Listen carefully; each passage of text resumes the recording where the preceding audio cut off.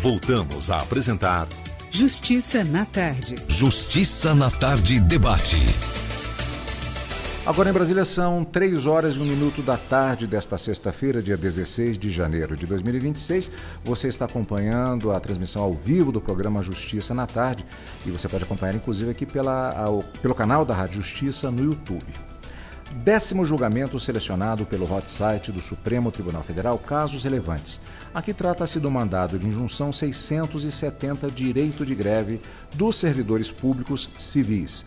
O Supremo Tribunal Federal, ele reconheceu nesse julgamento a omissão inconstitucional do legislador, fixando o prazo à época de 60 dias para que o Congresso Nacional legislasse sobre a matéria e determinou a aplicação, por analogia, das leis 7.783 de 89 e 7.701 de 1988, às greves de servidores públicos, até a aprovação de uma norma específica. Nós vamos aproveitar o gancho desse julgamento para fazer um debate sobre o direito de greve, tanto de servidores públicos quanto de trabalhadores regidos pela CLT. O que diz a nossa Constituição Federal sobre o assunto? Esse é o momento justamente quando fazemos essa rápida introdução em que o apresentador fica naquela expectativa. Será que eu estou falando tudo certinho? Porque estamos com 3 especialistas aqui nos estúdios da Rádio Justiça que eventualmente já vão me corrigir e dizer: não, Cadu, não era nada disso que você estava falando, mas eu espero que não. Começo apresentando o Dr. Emerson Caetano, advogado e professor especialista em Direito Administrativo. Dr. Robson Barbosa, doutor em Direito e advogado especialista em Direito Público. E a doutora Silvia Seabra, advogada trabalhista, mestranda em Direito das Relações Sociais e Trabalhistas. Eu agradeço, antes de mais nada, a disponibilidade de todos os 3 conosco presencialmente aqui nos estúdios da Rádio Justiça, no Supremo Tribunal Federal.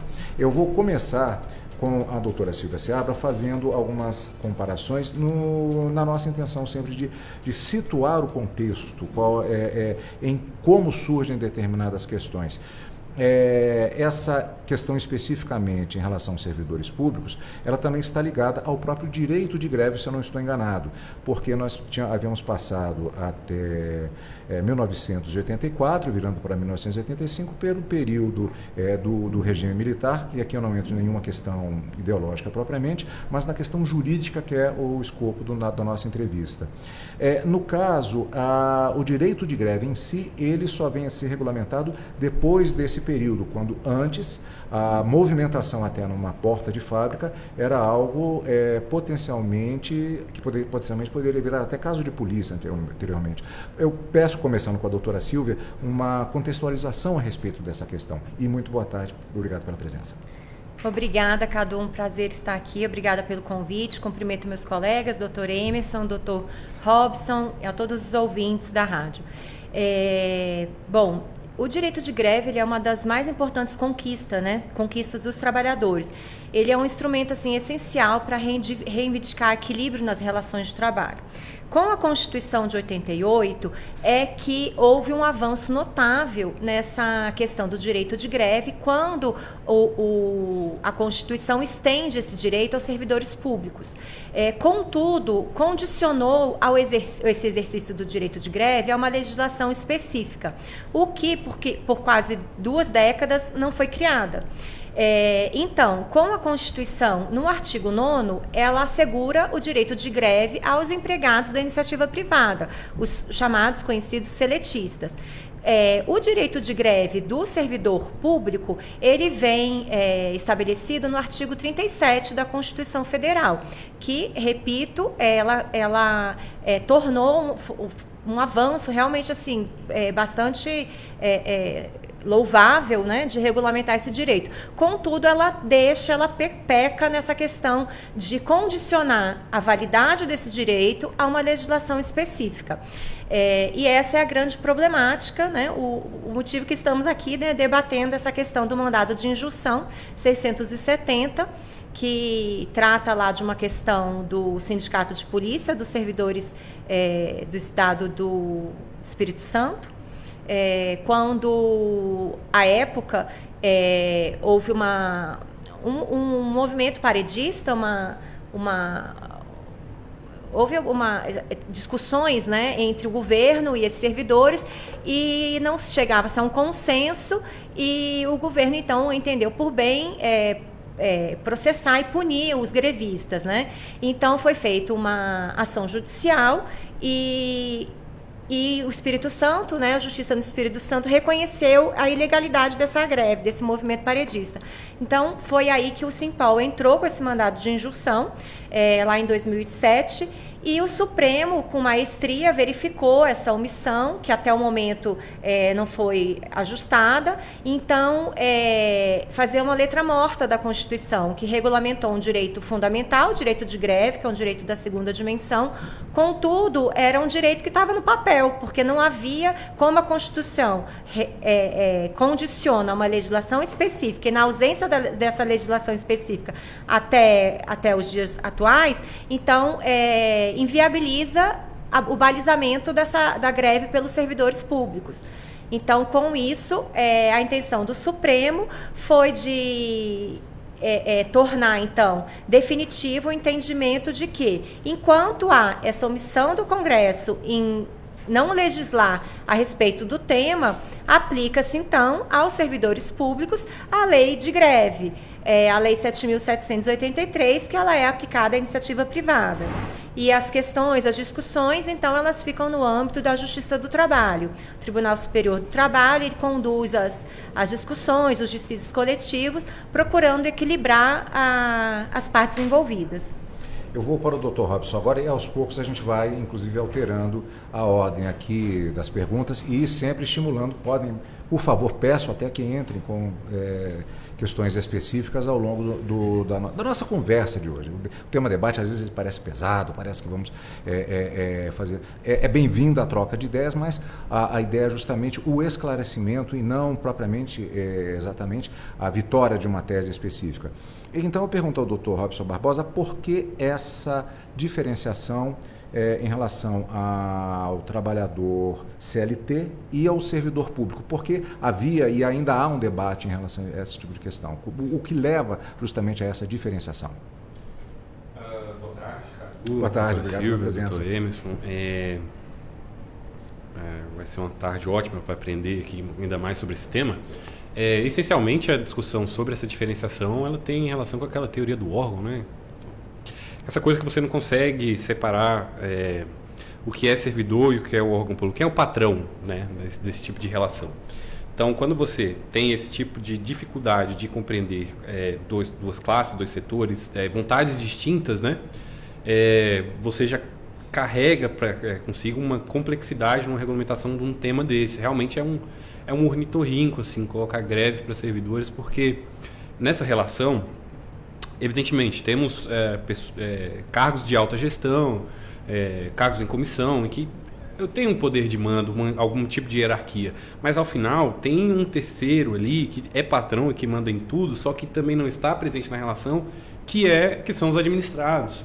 Então é uma questão muito complexa assim, de você compreender quem são os atores, o que é diferente da iniciativa privada. Patrão, empregado, sindicato de empregado, sindicato patronal. É fácil de verificar isso. Aqui você criar um sindicato de servidores para dialogar com a administração gera esse problema, porque acaba que os servidores também fazem parte da administração, então a dificuldade maior dessa complexidade de ter uma regulamentação específica para servidores é conceitual, especificamente. Nesse sentido, haveria também um elemento... Eu digo isso porque eu me lembro, eu sempre brinco que de determinadas abordagens eu acabo entregando minha idade aqui também, porque cheguei a acompanhar algumas dessas questões, e que é a seguinte questão, quando falamos justamente do trabalhador CLT, já temos aquela visualização, até nas reuniões de sindicato é usada essa terminologia, o encontro entre o capital e o trabalho, o patrão, os mecanismos inclusive para a defesa do trabalhador, de eventuais abusos, etc. No caso, quando até utilizamos a terminologia servidor público, antigamente funcionário público, esse público também leva a uma característica do serviço para a sociedade. E justamente tinha que ser uma greve justamente dos policiais, né, naquela ocasião, porque eu me lembro que as pessoas falam, mas espera aí, mas se policial... Eu não estou fazendo a defesa dessa tese aqui, deixando bem claro, mas era algo que se debatia na época. O policial entrando de greve, ou como o médico entrando de greve, você não está gerando, principalmente o plantonista, por exemplo, você não gera um prejuízo para a sociedade. Não havia não há uma questão um pouco esquizofrênica até nesse sentido, ouso com a palavra, dessa natureza do tipo de trabalho que está sendo efetuado? Faço a pergunta para os três, inclusive já antecipando logo na sequência para para o Dr. Emerson Caetano. O segundo ponto, esse ponto também é conceitual, né? Que é a teoria do órgão, eu não sei quem é, mas tem um segundo mandamento, que é a supremacia do interesse público. Ela é um outro elemento que complexifica essa coisa, né? Porque, veja, o Estado, em regra, ele presta serviços que os particulares não deveriam prestar, né? Sobre o regime de monopólio. Segurança, por exemplo, é esse caso, né? E aí, para a segurança, quem é que pode fazer? Em tese, a segurança privada não pode ter as prerrogativas todas, né? Do poder de polícia, estrito sensu, lato sensu, o que seja. Então, é uma segunda complexidade essa. Eu tenho uma questão de supremacia do interesse da coletividade que, em tese, impediria que qualquer pessoa que preste serviços diretos para essa coletividade num regime de exclusividade possa parar esses serviços, né? Porque aí, de fato, eu não tenho patrão empregado, mas aqui é servidor e administrado, e eu não sei quem é o administrado, só sei que eu tenho que manter esse serviço em continuidade, né? Dr. Emerson? Eu cumprimento o Cadu. Obrigado pela presença também. Doutora Silvia, doutor Robson, agradeço aí o convite. E a gente pode analisar sobre vários aspectos dessa situação. Eu vou ponderar dividir em 3 pontos, mas vamos começar pela origem, para quem não é do direito, formado de direito, entenda isso. Não é porque o legislador constituinte, lá de 88, colocou um texto na Constituição, esse texto que é válido, é vigente, tem a sua eficácia em alguma medida, não é porque o texto está lá que dali se extrai uma norma que já tem plena eficácia. Então isso já foi algo definido e consagrado por um dos maiores constitucionalistas que morreu recentemente, que é o Zé Alfonso da Silva. Então nós temos normas de eficácia plena, que o simples fato de já estar na Constituição já tem a sua eficácia garantida e exequível de pleno direito. Tem as normas de eficácia contida, que é aquelas que têm a aplicabilidade, eficácia, porém a lei pode vir a restringir em algum modo. E agora, neste caso da greve, estamos tratando claramente de uma norma de eficácia limitada, ou seja, o exercício do direito constitucional ali assegurado no inciso 7º do artigo 37 demanda uma lei para regulamentar. A questão é que o Supremo já há algumas décadas entendeu que uma norma colocada na Constituição não pode ficar o tempo todo, a vida inteira ou indefinidamente a reboque do legislador infraconstitucional e nunca ter a sua eficácia porque o legislador se mantém omisso. Em alguma medida essa norma tem de ter eficácia. E aí o Supremo vinha sendo, desde a década de 90, instado a se manifestar sobre a questão das greves envolvendo os servidores. Então este é um ponto, estamos diante de uma norma assim. E olha, a Constituição de 88, estamos em 2026, então é muito tempo de omissão em que essa categoria de trabalhadores, e aí a gente entra para um segundo ponto que eu gostaria de tratar. Há sim o que o Dr. Robson falou, a supremacia do interesse público. Eu acrescentaria a indisponibilidade do interesse público, que aí envolve o terceiro, que é a população usuária desse serviço. E a gente tem a situação de que este servidor público, no final do dia, ele é uma categoria de trabalhador. É uma relação de trabalho lato sensu. E está claro, a doutora mencionou aqui, que os trabalhadores, o escopo da Constituição é garantir uma proteção ou algumas proteções à categoria trabalhadores, nos seus mais diversos regimes. E esta categoria recebeu literalmente uma proteção de exercer as suas prerrogativas, os seus pleitos, por meio de um movimento civil, pacífico, legítimo, que é o exercício do direito de greve. Acontece que aí a gente entra para o terceiro ponto que eu quero abordar. A gente tem a necessidade de responder algumas coisas que o legislador deveria ter respondido nessa legislação que se encontra omisso. E agora o Supremo diz que tem que legislar, e enquanto legislar eu aplico uma legislação análoga. A analogia é um instituto muito usado no direito. A pergunta é, tudo bem, o caso que deu origem a esse julgado envolve policiais. Então quer dizer que, por se tratar de segurança pública, envolver questões complexas, ele não poderia fazer greve de forma alguma? Então a gente poderia pensar, e aí o legislador vai regulamentar. Ele não pode deixar de registrar uma ocorrência ou investigar um homicídio, uma coisa mais grave em que a lesão ao interesse da coletividade está latente, iminente e presente. Mas ele pode deixar de emitir carteiras de identidade, ele pode deixar de fazer perícias no Instituto Criminalista, por exemplo, de DNA.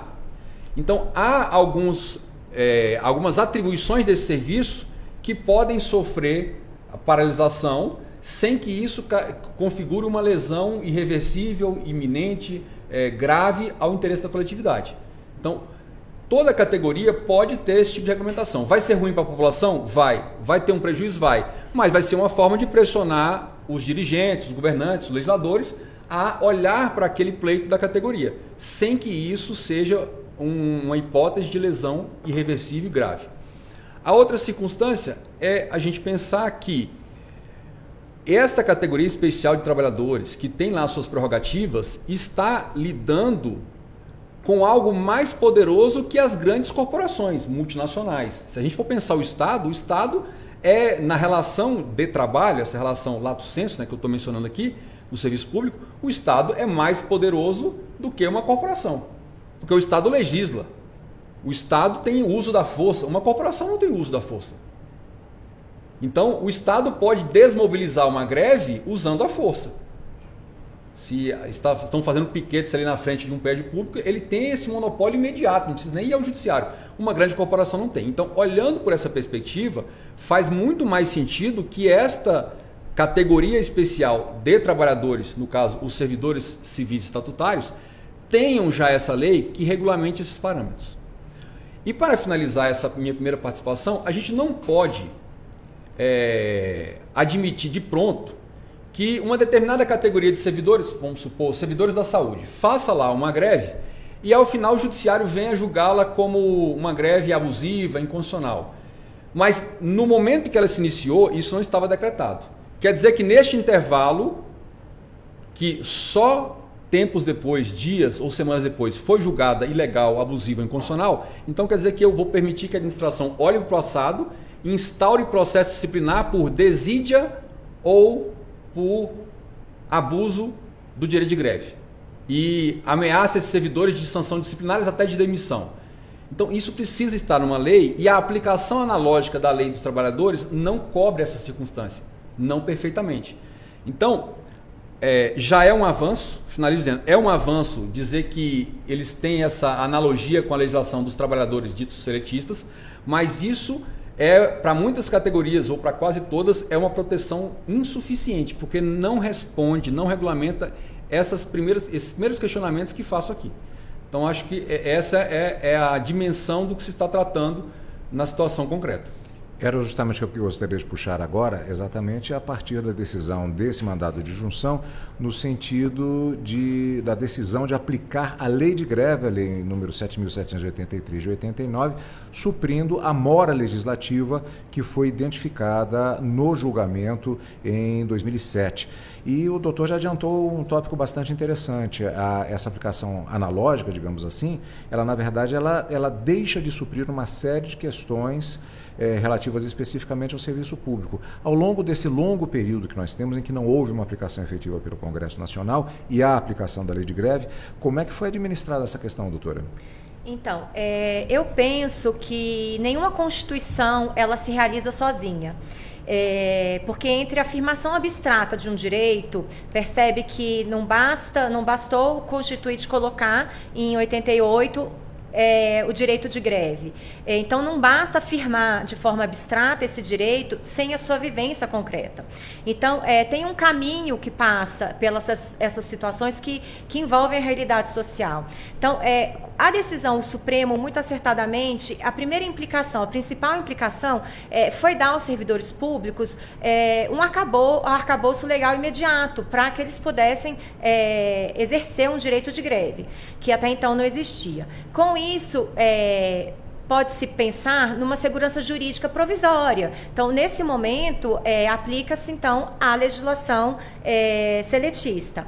Então, muda-se o paradigma, né, com esse mandado de injunção, com essa decisão da Corte.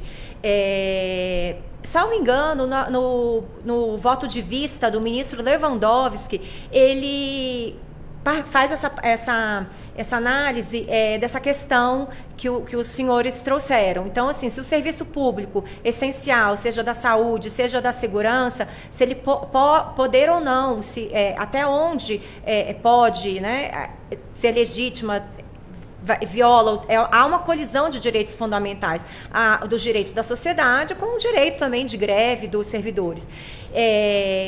Nesse aspecto, eu ouso divergir um pouco do colega, do Dr. Emerson. Eu entendo que a Justiça do Trabalho, ela atua com maestria nesse ponto e ela, sim, ela faz uma leitura, salvo engano, o voto do ministro Lewandowski no voto de vista, em que ele fala, sim, há essa omissão. Contudo, não se pode fechar os olhos que essa questão do servidor é uma questão mais latente. Então, tem serviços que realmente não podem parar. Então, cabe ao órgão julgador tentar equilibrar as forças e balizar de forma que todos os direitos ali sejam, né, resguardados. E aí eu entendo que a Justiça do Trabalho, de forma absolutamente legítima e em conjunto com o Supremo, ela tem conduzido de forma bastante atuante, bastante pacífica, esses conflitos. Então, por exemplo, agora no final do ano, ali nos 45 do segundo tempo, o TST estava julgando a greve dos Correios. Quando, de forma liminar, até antes mesmo do julgamento final, a decisão da Corte Trabalhista era de que era obrigado 80% do efetivo estar em atividade. Então, percebe que a Justiça do Trabalho, ela tem esse cuidado de respeitar um direito legítimo de greve do servidor, mas também de respeitar um direito do consumidor, das pessoas que estão ali, e ela entra como a figura ali central, a Justiça do Trabalho, para equilibrar, né, as partes. E assim também já foi feito em casos de greve na área da saúde, na área de segurança pública, quando o TST sempre tem esse olhar de serviço essencial e também respeitando o direito do trabalhador. Como o colega falou, né, que o servidor público é uma relação, trabalho, né, não tem como desapegar disso. Então, é servidor público, mas é uma relação trabalhista. Mas é uma relação de trabalho, né, tanto que hoje é servidor estatutário, mas também tem servidor público seletista. Então, eu entendo que, ainda que não tenha a legislação específica do servidor público, com esse olhar bastante específico sobre o cuidado na paralisação de uma segurança da medicina, o TST ele já faz esse olhar. Doutor Emerson? Acaba que a gente concorda nesse ponto. Agora, a falta de uma definição mais assertiva a priori ainda expõe algumas categorias de servidores, quando pretendem fazer greve, a esse risco.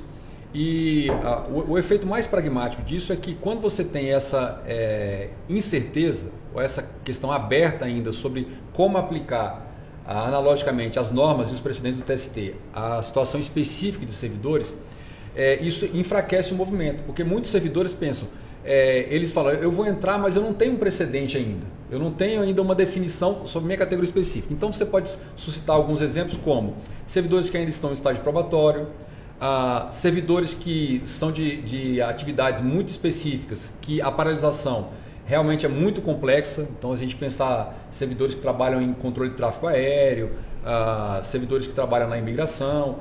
Então, tratamento de saúde de alta complexidade, risco iminente. Então, esta incerteza merece ser tratada o quanto antes pelo Congresso por esse aspecto, porque um movimento que pode ser enfraquecido por conta dessa falta de previsibilidade ajustada às vicissitudes do serviço público, pode enfraquecer alguns movimentos e pode gerar insegurança já naqueles que começam a fazer greve. Então, assim, aspectos de como vai ser tratado o corte de pagamentos ou não, como vai ser feita a questão de reposição e até as questões disciplinares. Então, pode ser que uma lei que regulamente diga assim, olha, o servidor que de boa fé entrou no movimento grevista e ao final ele foi julgado, a partir do momento que foi julgado, aí sim, pode ser vir sanção se ele continuar. Do contrário, os dias anteriores não pode ser levado em consideração para sanção disciplinar, para problemas com o estágio probatório. Então é só nessa perspectiva que a doutora Silvia prontamente nos trouxe já a experiência do TST, que está bem mais avançado do que a justiça comum no tocante à greve de servidores, nos casos peculiares, claro.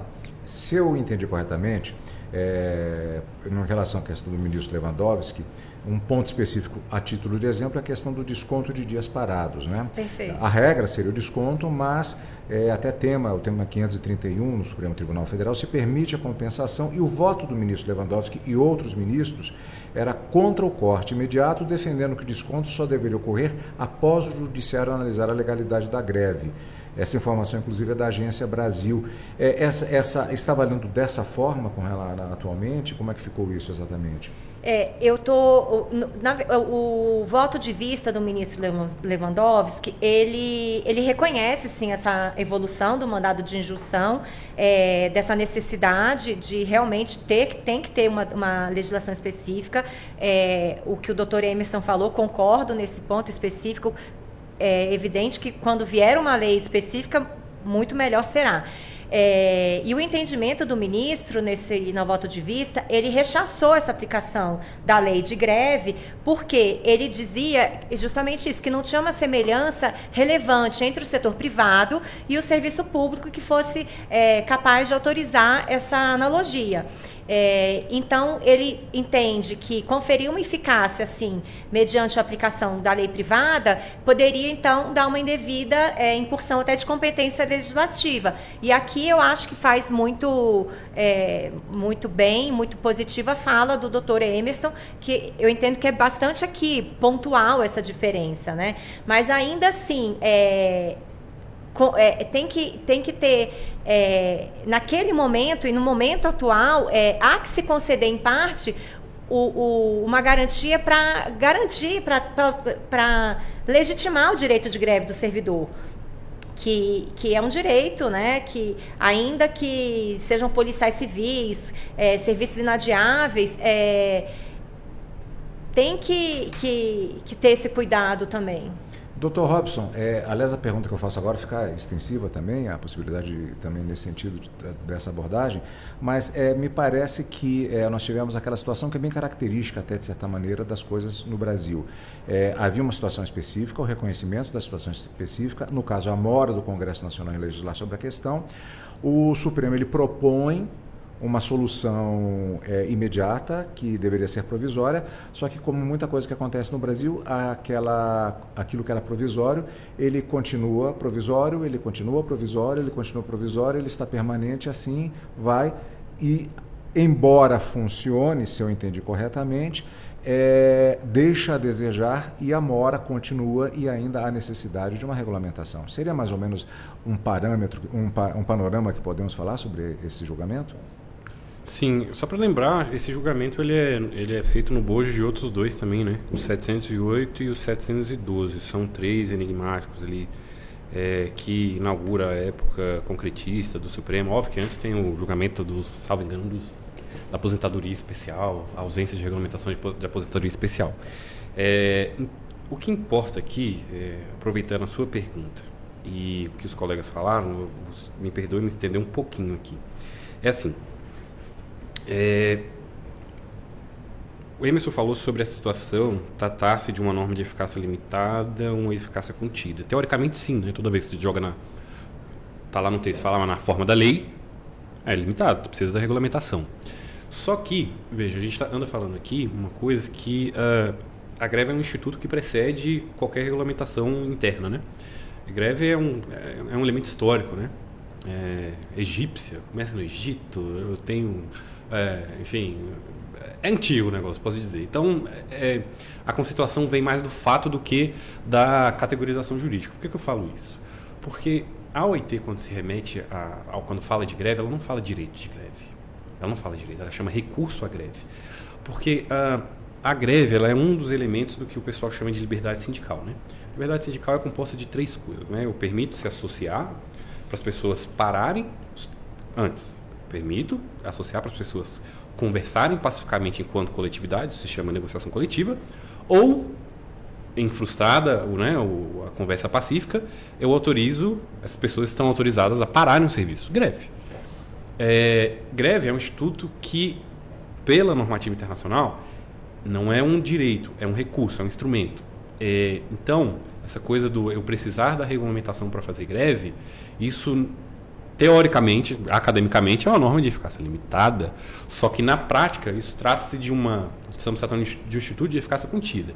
E a realidade, ela demonstra isso. Veja, Cadu, antes da Constituição de 88, os servidores faziam greve ou não? Claro que faziam. Tu só uma vez permitindo. E olha, e num cenário muito pior, porque como a doutora disse, nem a associação sindical era permitida. Né? Os servidores normalmente, os funcionários se aglomeravam em associações, né? Eram associações e tal. Bastava essas associações para que eu organizasse um movimento coletivo e parasse. Então, independentemente das normas, e o Brasil ele tem uma curiosidade, né? Normalmente, quando eu tenho umas mudanças de status constitucional, né, eu tenho um advento de uma nova Constituição, as primeiras legislações que vêm junto com as leis de segurança nacional, que transitam entre uma coisa e outra, são as leis de greve. No Brasil, a 7783, ela vem logo ali no encalço da Constituição de 88, porque a greve é uma coisa muito pesada para uma economia assim, de mercado, né? Tanto do setor público como do privado. Então, eu tenho essa preocupação legislativa em a coisa não acontecer. Mas basta eu autorizar as pessoas a se associarem que eu não preciso de discrição para parar. Basta parar, eu não preciso de... Então, teoricamente é uma coisa a norma de eficácia limitada? Mas a prática demonstra que a coisa é uma norma de eficácia contida. E aí que vem a discussão sobre qual é o papel do Supremo Tribunal Federal ao conferir essa regulamentação precária e tal. Vamos pegar ali, que junto com problemas policiais, eu lembrei dos outros mandados de injunção, porque na época você tinha eu não lembro o número, tá? Mas um desses MIs, o relator é o ministro Gilmar. E lá nas razões dele, ele coloca que uma das razões precisamos estancar este quadro de selvageria. Qual é o quadro de selvageria? Naquela época, se não me engano, eram as greves gigantescas do pessoal do INSS, né, do seguro. E ficavam meses. E é uma coisa severa, porque eu tenho aposentadoria, eu preciso fazer perícia, essas coisas. Então, essa regulamentação vem não porque os servidores não conseguiam parar. É porque eles estavam parando sem parâmetros. Né? Então, eu venho para conter aquilo que acontecia. Você que falou sobre uma coisa importante aí, que é, por exemplo, a questão dos descontos. Né? Como eu não tinha uma regra sobre o que eu faço com o servidor, começou a greve, o que eu faço? Eu, administração, o que eu faço? Eu corto o ponto ou não corto o ponto? Alguns cortavam, outros não. Ia para a justiça. Aí a justiça mandava segurar os descontos em alguns casos. Em outros casos, mandava cortar imediatamente. Tivemos essa aprendizagem institucional que o Supremo Tribunal Federal, ao final, em repercussão geral, decidiu que fixou uma outra regra. Que a regra é o corte do ponto. Ponto. A não ser que os servidores iniciem uma... E sem justiça, tá? Eu corto o ponto, mas sem justiça. A não ser que os servidores iniciem uma greve por um motivo ilícito da administração. Por uma ilegalidade da administração. Aí eu abono o ponto. Mas, de qualquer forma, eu não preciso da justiça para cortar ponto. Hoje parou, regra. Eu corto. Antes dos MIs e da jurisprudência que se formou do Supremo, era uma coisa indefinida, assim. Então, eu tinha, como a doutora falou, eu tenho uma experiência da iniciativa privada que privilegia, né, os dissídios de greve, e só após o dissídio de greve que eu verifico ali se eu desconto ou não desconto, quanto eu compenso ou não. Antes era assim, era mais aberto. Hoje é mais fechado essa coisa, né? Então, assim, essa coisa da amora, essa coisa... É complicado falar do jeitinho brasileiro da omissão, né? Jeitinho brasileiro, né? Essa coisa de levar a coisa assim. Mas talvez a pergunta que até deixo para os colegas é assim, olha, isso é uma omissão por omissão ou é uma ação intencional em não regulamentar? Porque uma coisa olha, eu só esqueci. Vamos dizer assim, olha, o legislador brasileiro, ele é omisso? Cara, sim, vamos ser honestos. Só quando há uma intenção política de ser omisso em relação a certos assuntos. Né? Eu tenho um assunto que é grave para a coletividade, que é greve. Né? Então, assim, não regulamentar é um incentivo a não fazer, talvez, né? Ou não incentivar fazer greve contra mim. O legislador é a administração também, querendo ou não.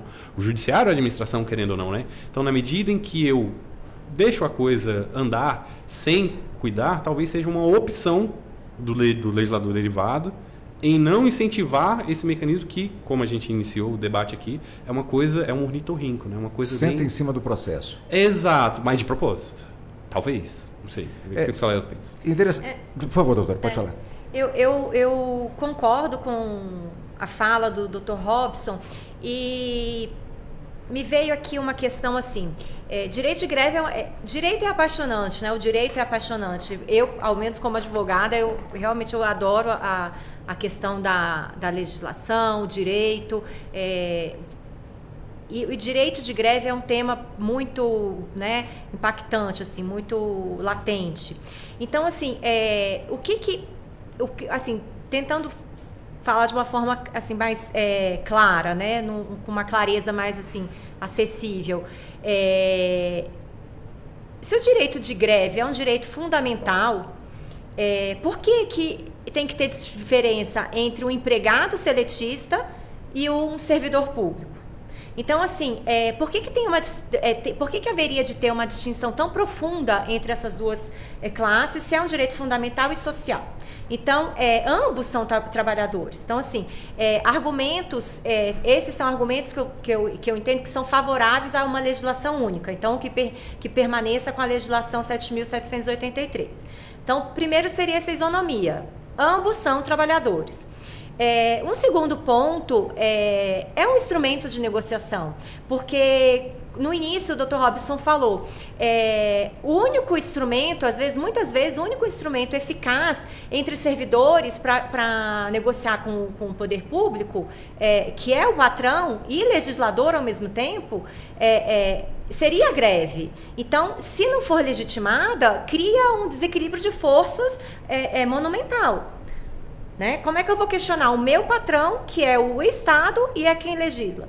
Né? Então, acho que nesse ponto favorece também a ter o tratamento similar da Lei 7.783. E a valorização do servidor público também, do serviço público, porque permitir a greve, eu penso que ela reconhece, regulamentar, é uma forma de reconhecer a importância dos servidores e de pressionarem por melhores condições de trabalho. Então, assim, em última análise, isso resulta num serviço público de melhor qualidade. Agora, se for ver argumentos a favor da legislação específica mais restritiva.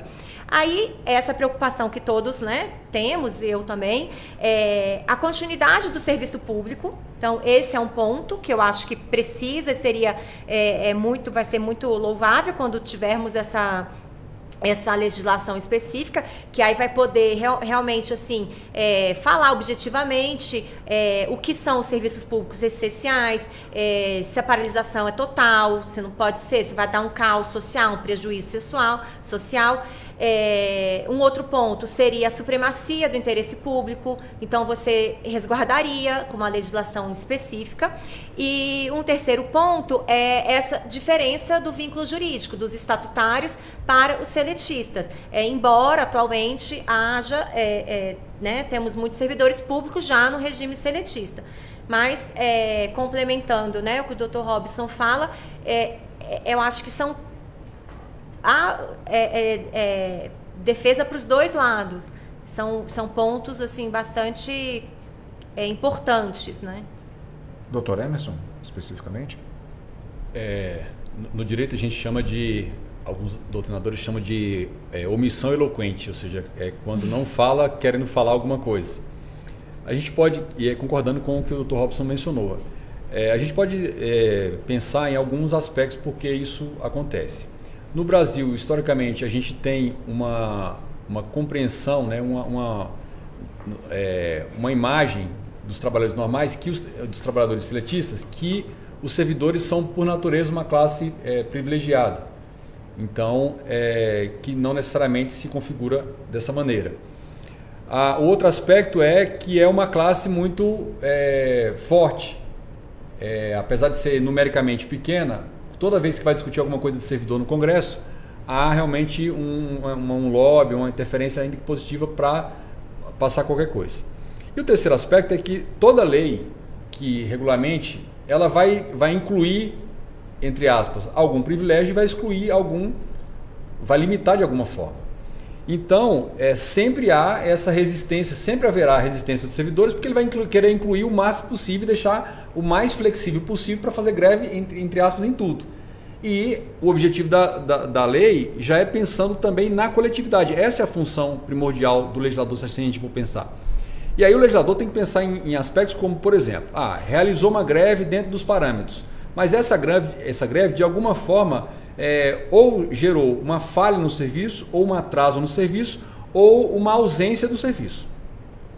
E aí entra no aspecto que está na própria Constituição, que é o parágrafo 6º já do 37, que é a responsabilização civil do Estado. E aqueles particulares que sofrerem prejuízo como decorrência direta ou indireta de um movimento grevista. Quem é que vai pagar essa conta? Outro detalhe, essa responsabilização vai ser na forma subjetiva, porque foi uma omissão, uma falha no serviço, ou ela vai ser objetiva, porque o Estado não tomou iniciativa no tempo adequado para poder sanar ou suprir esses abusos de greve. Então, o legislador, quando for sentar para de fato pensar e produzir esse texto normativo, vai enfrentar todas essas questões muito espinhosas. E aí, talvez esses e outros sejam os motivos pelos quais o Dr. Robson claramente, e eu concordo com ele, identifica que o Congresso não simplesmente esqueceu isso lá. Ou seja, é um tema que é desgastante politicamente para qualquer Congresso que esteja funcionando naquele momento. Mas o Supremo Tribunal Federal exerce a função do judiciário, ou seja, quando a ausência de uma norma está de alguma forma impedindo o exercício do direito, que também concordo com ele, a greve está mais no campo da desobediência civil do que um direito que eu preciso te outorgar. É algo bem diferente. Mas o Supremo, se a ausência dessa norma está expondo fragilidades para essa categoria, o Supremo tem que intervir, como já interviu em N situações. Aí vira aquela discussão, é um ativismo judicial ou não, mas o fato é que em quase 40 anos a norma não veio. E aí é preciso o Supremo, de alguma forma, garantir um mínimo. Então, esses pontos são relevantes para essa discussão. Mas a gente pode avançar na discussão pensando nisso. E por parte da coletividade diretamente interessada? Em que medida há essa intervenção? A gente tem instrumentos na própria legislação que são as consultas públicas e as audiências públicas. Será que em todo procedimento de greve deveria ter um procedimento especial em que você traz para discussão a população diretamente interessada? E aí você tem os instrumentos da audiência pública, da consulta pública. Como é que a gente vai analisar esse aspecto? Então, o judiciário poderia tratar das questões urgentes e cautelares emergenciais, mas a discussão da greve em si precisa passar pela coletividade. Então não precisa criar os instrumentos, eles já existem, consulta pública e audiências públicas para poder discutir cada categoria de greve. Então tudo isso é elemento que é pertinente a essa discussão, já que essa dúvida que a professora Silvia traz, que a senhora realmente precisa de uma legislação distinta, eu até entendo que talvez um capítulo especial dentro de uma legislação mais ampla seria o mais adequado, para não mostrar, não há necessidade dessa distinção muito gritante. Né? Essa é a lei dos servidores para greve, essa é a lei dos trabalhadores seletistas. Talvez um capítulo com algumas regras especiais para os servidores. Talvez esse seja o político socialmente mais adequado. Mais rápido também. E mais rápido também vai produzir. E o outro aspecto é a gente entender que esse tipo de legislação traz também uma segurança para o usuário do serviço, a população em geral. Ou seja, entrou em greve de professores.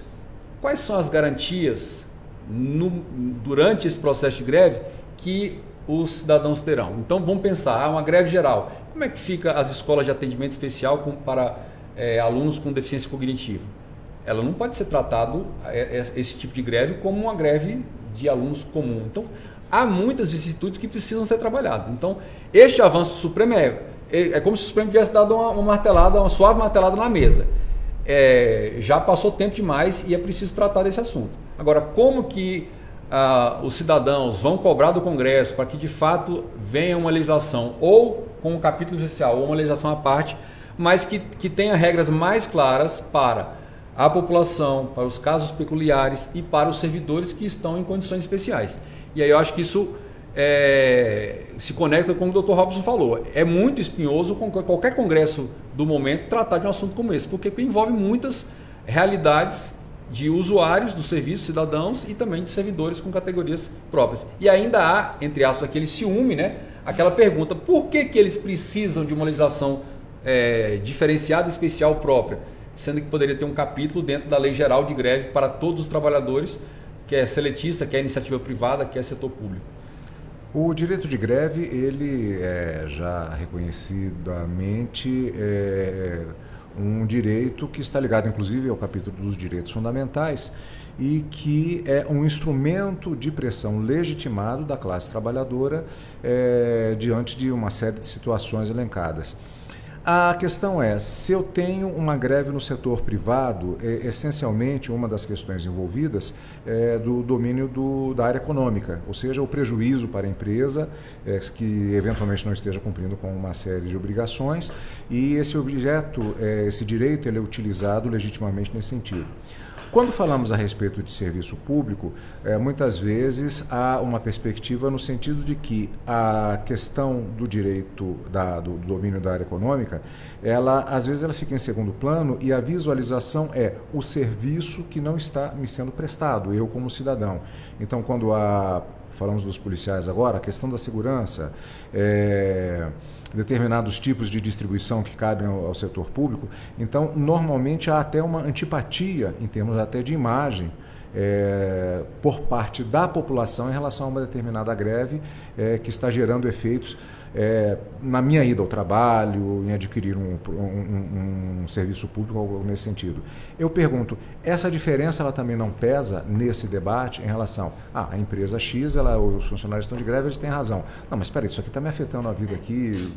Greve dos petroleiros, eu acho que eles estão no setor público também, especificamente. Sim. Que eu me lembro justamente da greve dos petroleiros e no início do ano também estava em pauta com o TST. Foram os Correios ali pelo dia 27 de dezembro, o TST estava lá atuando em negociação coletiva e logo agora, início de janeiro, entrou na sequência dos petroleiros. Dependendo da extensão da greve nesse sentido,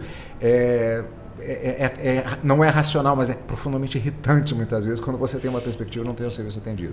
O que eu penso, Cadu, eu penso que não há que se pensar, não é questão se é a favor ou contra a greve do servidor, mas sim como harmonizar o direito dele de greve, e o direito legítimo de batalhar por melhores condições de trabalho, afinal, é incontroverso que ele é um trabalhador, e harmonizar o direito do servidor com as responsabilidades inerentes do Estado e da população. Então, tem que ter um órgão que seja o equilíbrio, mas eu não consigo enxergar de forma contra o direito de greve. Assim, eu como cidadã, eu não consigo pensar só no meu... Porque eu reconheço que é legítimo também, o trabalhador ele tem sim direito de postular melhores condições de trabalho, ser contra assédio, hora extra, o que for. Então, eu acho que não é ser contra ou a favor, é harmonizar. Agora, justamente a questão que muitas vezes é colocada, normalmente no calor das discussões, é exatamente com relação ao fato de que, eu já ouvi isso ser argumentado até em assembleias sindicais, no sentido, mas se eu não tiver... se eu não causar um prejuízo é uma palavra muito forte, mas eu me lembro assim, um incômodo, eu perco o meu poder de pressão para que o patrão, principalmente no caso sendo o Estado, que ele atenda às minhas reivindicações. Isso não torna o debate mais difícil nesse sentido? Com certeza, Cadu, torna, mas esse incômodo ele existe também na iniciativa privada.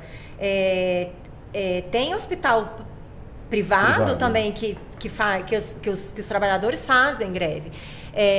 E aí que entra a necessidade de uma legislação específica ou não para balizar e para determinar esses contornos para que o usuário final não tenha um prejuízo, né? Então, essa sua pergunta torna evidente a questão da greve, então, da necessidade de se balizar para você proteger os dois lados. É evidente que que precisa ter uma legislação que diga, olha, tantos por cento, que já haja essa roupagem, né? Um equilíbrio já.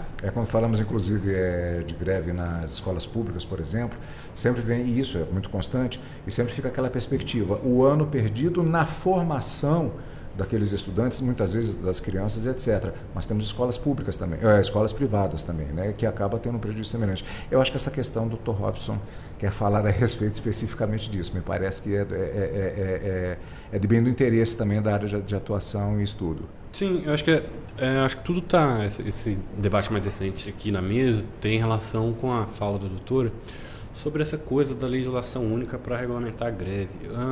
Acho que tem uma questão aqui que é muito relevante, que é assim, esse assunto, como eu falei, ele envolve liberdade sindical. Liberdade sindical é um tripé que, se um desses três elementos, associação, negociação e greve, não estiverem em pleno funcionamento, nós temos assim incongruências na prática, problemas na prática.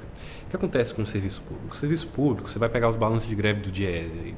Normalmente, o servidor público faz greve para forçar a administração a negociar. Isso é extremamente prejudicial.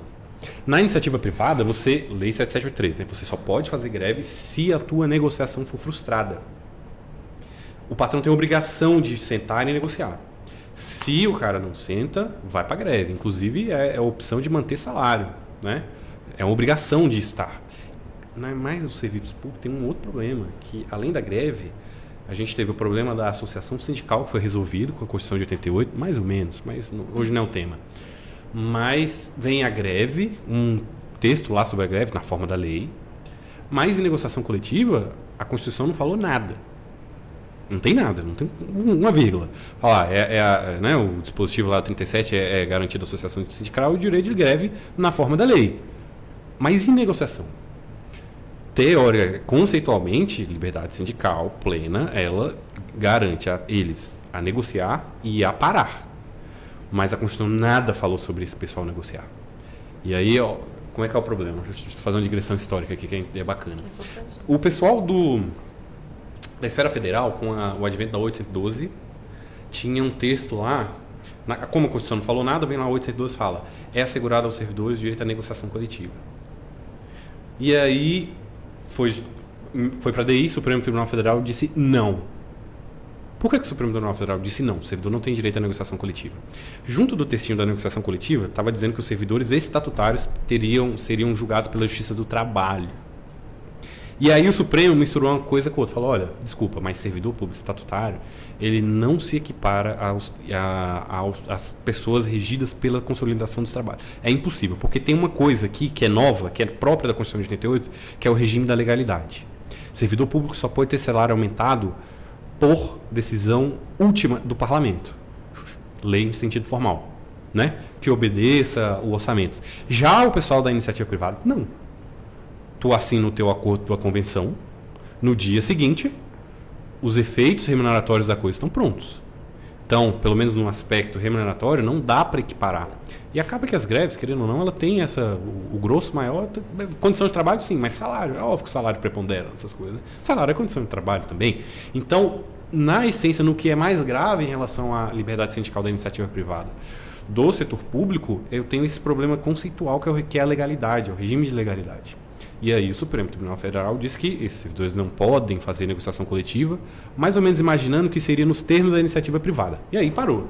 Qual é o problema disso? A gente vai pegar lá os balanços de greve, lá, pode pegar. A maioria das greves são capitaneadas pelo serviço público no Brasil. Por quê? Porque o servidor público tem estabilidade. Uhum. Já nem toda a categoria da iniciativa privada poder pode, mas deve, não, porque depende do peso da categoria. Mas o servidor tem estabilidade. Ou seja, o problema que o doutor colocou, doutor Emerson, que mas em questão de segurança jurídica, talvez os servidores ali estejam numa situação um pouco melhor. Eu quero dizer em termos materiais, porque eu tenho uma estabilidade, né? Óbvio, tem a questão do estágio probatório, enfim. Mas, como eu tenho essa diferença prática na coisa, os servidores fazem mais greve. mas fazem de uma forma muito prejudicial para a coletividade. Fazem greve porque precisam necessariamente da greve, a greve está ali para, eu preciso aumentar meu salário. Não, a greve normalmente é feita para chamar a administração para sentar. E aí depois senta, negocia, e aí sim, se der algum problema, tu volta para a greve. Inverte a lógica que deveria ser, né? Eu negocio para parar. Não, eles param para negociar. É a realidade da iniciativa pública, né? E isso é extremamente prejudicial. Então, assim, nesse bojo, é complicado tratar a coisa especificamente. Acho que o direito de greve ele não pode ser tratado exclusivamente sem pensar em negociação coletiva, né? E tem que reconhecer que há uma assimetria entre iniciativa privada e poder público no que diz a greve é ok, embora não ok também, porque, veja, você falou aí da questão das escolas, dos hospitais, mas veja, se eu não estou no hospital, eu transfiro para um outro, porque em tese a iniciativa privada é pela concorrência. Então eu tenho mais pessoas no mercado. O poder público, nem sempre, né? Aliás, a maioria não. Então, essas diferenças, aí eu tenho só um probleminha quanto a essa unicidade de regulamentação. Claro, poderia pegar a 7783, colocar um dispositivo específico para tentar consertar o negócio? Talvez, mas acho que talvez a gente precise de uma legislação própria que reconheça essas coisas que são próprias dos servidores estatutários, né? Estabilidade, regime pela legalidade, ou seja, não adianta eu aqui sentar, servidor da casa, sentar com o ministro Edson Fachin, chegar num acordo que meu salário não vai ser aumentado. Eu preciso lá, né, sentar com o Congresso, que não é obrigado a respeitar os termos do nosso acordo. Então há uma complexidade maior e isso é, enfim. Eu vou dificultar um pouquinho mais. Estamos falando de servidores, de serviço público e iniciativa privada, basicamente. Vamos para o serviço público, mas nós temos servidores federais, estaduais e municipais. Dá na mesma ou complica? Dá na mesma se o regime for estatutário, porque aí o regime necessariamente precisa vir por lei formal, em sentido formal. Tem entes subnacionais que optam pela CLT. Agora, com a decisão mais recente do Supremo Tribunal Federal acerca do regime jurídico único, admitindo, então, essas contratações, pode ser no mesmo ente entre estatutários e seletistas para um mesmo órgão, em tese, ainda precisamos ver na prática como isso vai ocorrer, conforme a emenda 19, né? Então, se o regime o servidor for estatutário, na prática os problemas serão os mesmos. Né? Eu acho que eu quis complicar e não consegui, né?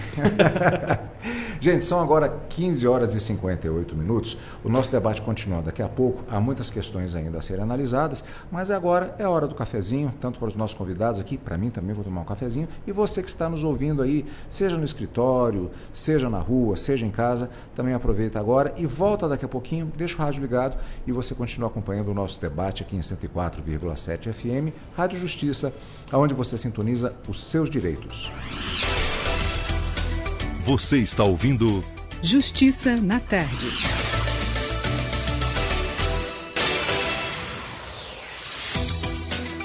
Voltamos a apresentar Justiça na Tarde. Justiça na Tarde Debate. Agora são 16 horas e 4 minutos, você está no Justiça na Tarde Debate, aqui em 104,7 FM, Rádio Justiça, trazendo para os nossos ouvintes questões relativas durante todo esse mês de janeiro a julgamentos do Supremo Tribunal Federal. Lembrando que agora em fevereiro teremos o retorno das sessões plenárias do Supremo Tribunal Federal e que você sempre acompanhará ao vivo conosco aqui também pela TV Justiça. E no caso, especificamente hoje, o mandado de injunção 670 e diversas consequências em relação ao direito de greve dos servidores públicos civis e a oportunidade de fazer algumas comparações em relação à legislação, particularmente as leis 7.783 de 89 e também a 7.701 de 1988. E lembrando só que esse mandado de injunção, que foi julgado em 2007, salvo engano, ele tratava justamente da determinação do reconhecimento da mora do Congresso Nacional, do Poder Legislativo, em fazer a regulamentação nesse sentido, estabeleceu essa legislação ser aplicada por analogia até a aprovação de uma norma específica. No primeiro bloco, inclusive, foi abordada a questão a respeito de essa demora, confirmando a mora, perdão pelo trocadilho, o Dr. Robson levantou uma questão muito interessante e que eu me lembro até de um outro debate que não tem uma relação direta com esse, que era com relação à decisão do Supremo Tribunal Federal sobre o chamado imposto sobre grandes fortunas. Nenhuma relação direta com o nosso tema de hoje, mas uma questão me vem à memória que há uma argumentação no debate em relação àquela legislação, àquela decisão do Supremo Tribunal Federal, no sentido de que alguns juristas sustentam que, na condenação ao imposto de grandes fortunas, não estou entrando no mérito desse debate, mas eu lembro que um argumento que era colocado o Congresso às vezes demora em fazer uma determinada legislação prevista, mesmo que prevista constitucionalmente, porque, argumento entre aspas, a sociedade não quer, ou alguma parte da sociedade não quer. Eu acho que foi essa a compreensão colocada pelo Dr. Robson. Aí eu volto justamente a essa questão, embora tenhamos abordado um pouco agora há pouco, será que há uma situação similar nesse sentido? Há uma falta de interesse, ou o debate ele é muito detalhado e faz com que a complexidade do tema faz com que nós tenhamos a continuidade da demora e a continuidade da aplicação por analogia da legislação inicialmente específica para o setor privado? Cadu, a pergunta de 1 milhão.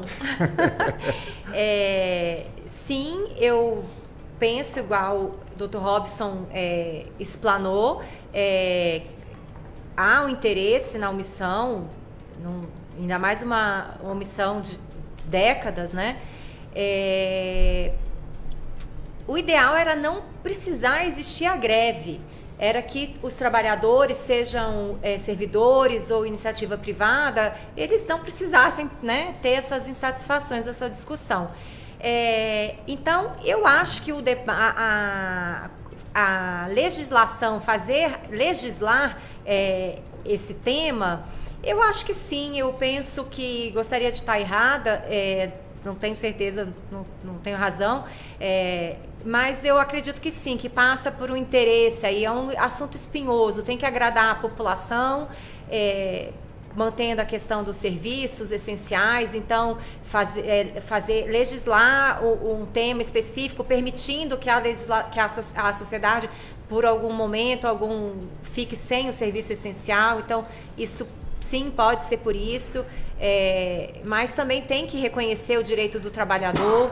É a pergunta de 1 milhão. Na verdade, quem mora em Brasília, quem trabalha diretamente com isso, sabe que a própria elaboração do processo legislativo ela passa legitimamente, inclusive, pelos grupos de pressão ali representados dentro do Congresso Nacional. Para que lado isso vai, isso acho que dá outros programas, não é apenas esse, mas fica a liberdade, inclusive, até para observações aqui durante essa nossa segunda hora aqui. Eu gostaria de mudar um pouquinho o foco e falando a respeito da questão da determinação, inclusive no sentido de que a lei para o setor privado, aliás, vou perguntar, vou ser mais básico na minha pergunta ainda. Houve necessidade de adaptação da legislação referente à greve no setor privado para a aplicação em relação ao setor público? Que adaptações foram essas que surgiram ao longo do tempo? Acho que vamos com o Dr. Emerson agora. Bom, algumas adaptações importantes são, primeiro, a questão da correlação entre as categorias e serviços que podem ser paralisados e o princípio da continuidade do serviço público, que remonta ao que o Dr. Robson mencionou, que é a questão da supremacia do interesse público sobre o interesse privado e da indisponibilidade também. Então, esses dois princípios, em especial o princípio da indisponibilidade do serviço público, nos remete ou se desdobra em um outro princípio muito importante quando se trata de servidores e serviços, que é o princípio da continuidade do serviço. Então, alguns serviços simplesmente não se pode paralisar. Então, aí a gente teria de vir uma solução criativa para dar continuidade a esse serviço. Dito isso, eu gostaria de resgatar rapidamente um ponto que ficou no nosso bloco anterior, que foi o Dr. Robson suscitou. Ele colocou o dedo na ferida. Qual é a situação? Ele suscita o seguinte, que essa questão dos serviços públicos, da paralisação para os servidores, de você ter essa contemporaneização entre interromper ou não o serviço, como é que ficaria essa situação nos casos em que o poder público reiteradamente não vem à mesa para negociação? Então, este é um ponto. A maioria das greves, de fato, é isso, ou seja, é para trazer o setor público para a negociação. Neste ponto, eu acho que a legislação do Congresso precisa trazer uma solução para essa que eu imagino que seja um processo administrativo especial. A gente tem um processo administrativo geral e tem processo administrativo disciplinar, tem um processo administrativo fiscal, tem um processo administrativo ambiental. E a gente poderia ter o processo administrativo especial de greve. Então, o que a gente poderia imaginar? Uma categoria quer negociar, ela tem uma pauta de reivindicações. E aí, o seu sindicato, a sua associação, faz um requerimento perante o órgão competente e diz, olha, estamos com um indicativo de greve e nas próximas 48 ou 72 horas vamos paralisar 10 ou 20% nos seguintes órgãos e setores. Queremos negociar, a pauta é essa, reposição de cargos que não estão preenchidos. Num passado muito recente, o INSS, antes do último concurso, estava com mais de 6 mil cargos vagos não preenchidos. É óbvio que quem está lá está sobrecarregado. É óbvio que o atendimento à população não está de qualidade. É óbvio que muitas pessoas estão sendo maltratadas no guichê. Por quê? Porque o cidadão está há horas e não é culpa do servidor. É culpa da estrutura de gestão da administração. Olha quantos anos sem concurso as pessoas foram se aposentando. Então, às vezes é preciso sinalizar e iniciar uma greve para trazer para a negociação. Se tiver um processo dizendo, olha, a associação sindicato requer a greve, indica quais são as medidas grevistas e a lei estabelece um prazo de 5 dias úteis, 10 dias corridos no máximo, para virem as contrapropostas motivadas, porque qualquer ato da administração tem que ser motivado, justificar as justificativas. E aí se estabelece um prazo procedimental para instrução, as contrapartidas argumentativas de ambas as partes, para chegar a um desfecho. Até para que o judiciário já tenha toda essa instrução fática e probatória das discussões para vir à tona. Então, eu acho que eu quis resgatar esse ponto porque a solução é possível e é preciso ter isso. E um outro ponto que eu queria destacar é que a gente tem situações envolvendo a administração que geram uma mais alta complexidade. Se a gente pegar os artigos 19, 20, 22 da Lei Complementar 101, a Lei Federal, que é a Lei de Responsabilidade Fiscal, estão ali catalogadas as circunstâncias em que você não pode preencher cargos que estão vagos até, ou nomear, contratar mais servidores, porque está com grave risco de violação dos limites fiscais. Já tivemos vários estados da federação nessa situação. Rio Grande do Sul já esteve assim, Minas já esteve assim, Rio já esteve assim e outros estados da federação. E aí, neste caso, você tem uma greve que é deflagrada muito mais por condições de trabalho. Pense no sistema prisional que está com déficit de 30% de servidores. Os que estão lá estão em risco de vida. Estão em condições desumanas de trabalho. E eles querem que uma das pautas a pronta nomeação, ou nomeação do cadastro de reserva, ou realização imediata de um concurso. Aliás, só que a lei de responsabilidade fiscal está limitando. Então, como contemporizar isso? Então, esse é mais um aspecto que demonstra a complexidade do surgimento dessa lei especial. Só a observação, lembrando que até recentemente o Supremo Tribunal Federal, em relação à questão dos organismos penitenciários, dos presídios, ele já determinou o reconhecimento do estado inconstitucional de coisas exatamente, também relacionado a esse tipo de situação, né, doutor? Sim. Então, esses pontos todos, e aí foi esse gancho importante, literalmente dedo na ferida que o Dr. Robson trouxe, que é este ponto. A gente não tem um procedimento institucionalizado que obrigue a administração pública a sentar efetivamente à mesa de negociações, analisar em prazos procedimentais fixos as reivindicações, apresentar justificativas e contrapropostas, para que daí se pense num legítimo exercício de direito de greve. Hoje não, hoje muitas vezes se faz a greve para trazer a alta administração daquele órgão ou daquele estado, da federação, para a negociação. Dr. Robson, aí inclusive o Dr. Emerson citou uma questão interessante, que às vezes o gestor público ele não fica amarrado em determinadas situações. Por exemplo, as reivindicações que acho que todos reconhecem que são absolutamente justas, a situação dos presídios, a situação das escolas brasileiras, tudo isso são debates já judicializados, mas uma alegação muitas vezes que se faz é mais ou menos a versão pública daquele ditado: devo, não nego, pago, fiscal quando puder. Ou seja, olha, a situação é essa, tal, mas a lei de responsabilidade fiscal ou o orçamento e uma série de argumentos nesse sentido impedem, isso é um argumento apresentado, reforço as aspas, impedem que eu faça alguma coisa numa solução que eventualmente no próprio setor privado talvez não tivesse essas amarras. Isso é um argumento real? Como é que o doutor vê isso? Isso é o que o pessoal chama de teoria da reserva do possível, né? Quem mais sofre com isso é justamente o pessoal do movimento sindical, né? Tem estados que estão sufocados financeiramente, né? Eu tenho muitos clientes. Minha atuação específica é isso, né? Demanda de massa de servidor, greve, enfim. Enfrento a balde esse tipo de situação. E aí você está diante de uma impossibilidade jurídica, de fato não há o que fazer quando eu tenho essa questão do regime. Por isso que eu falei que este tipo de exercício de liberdade sindical ele é tão complexo para servidores, porque uma coisa é eu na iniciativa privada com meu patrão que sabe das condições financeiras da sua empresa. Outra coisa, uma coisa mais complexa, que é a administração envolvida, os usuários do serviço de um lado e um terceiro que dá a palavra final, que é o legislativo. Muitas coisas só mudam mediante lei, né? Não adianta eu negociar direto aqui com a administração pública.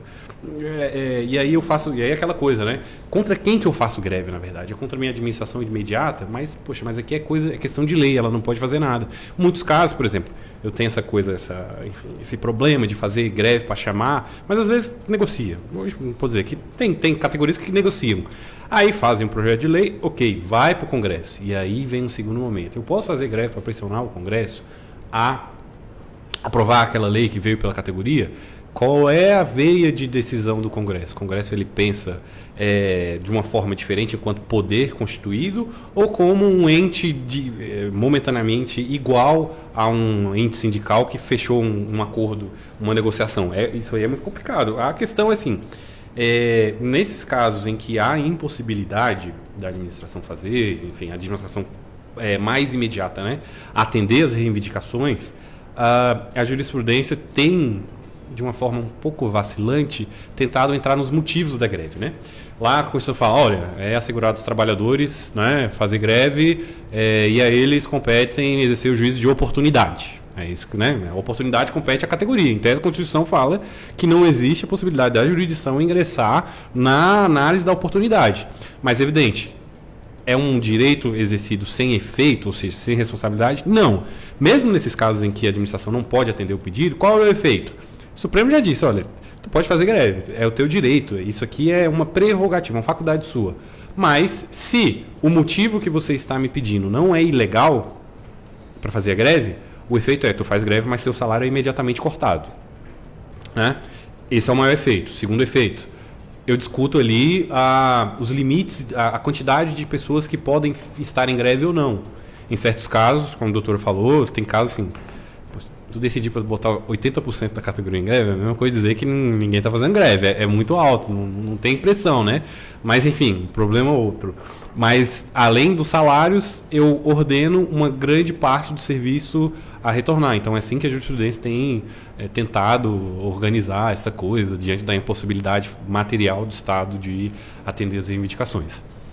Uma pergunta que eu gostaria de fazer é que às vezes até em muitos dos temas que abordamos aqui, e normalmente os advogados, anteontem eu usei uma expressão aqui, toda vez que eu uso eu faço um alerta de que muita gente não gosta, inclusive tinha um advogado aqui que não gosta dessa expressão, operadores do direito, muita gente discorda justamente dessa expressão. Uso apenas a título, até de provocação mesmo, de repente a doutora já fez assim, um jeitinho assim, de repente ela não gosta também, mas a questão não é essa.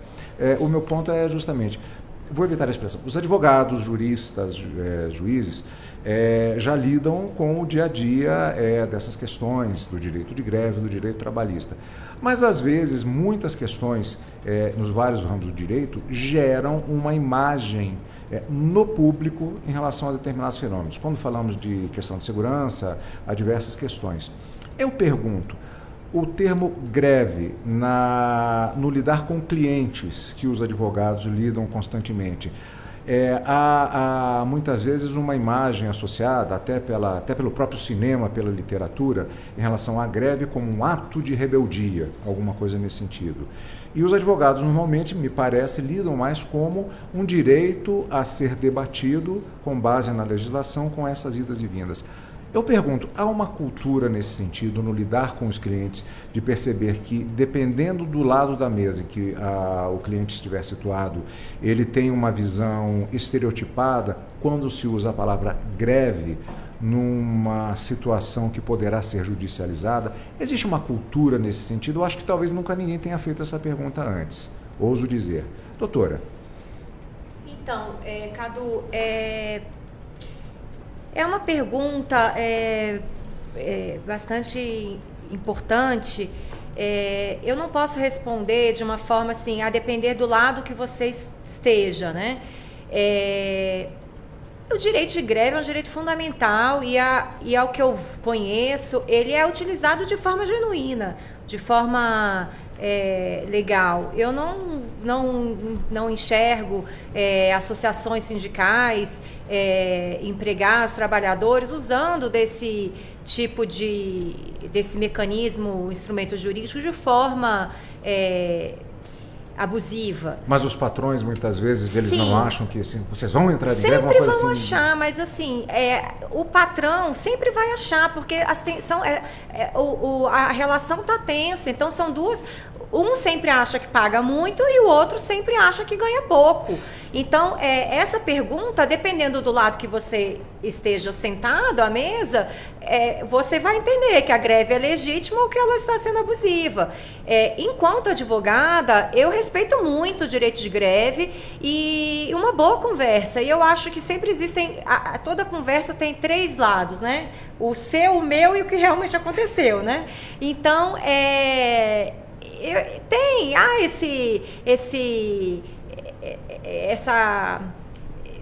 esse ruído, né, assim, na relação. O empregado não quer trabalhar, mas é o mecanismo que ele tem para reivindicar. Legítimo. Então, assim, é um mecanismo legítimo e coletivo. A voz coletiva tem mais força, porque, assim, eu sou advogada há 25 anos e... durante 23 anos atuando para o empregador, patronal.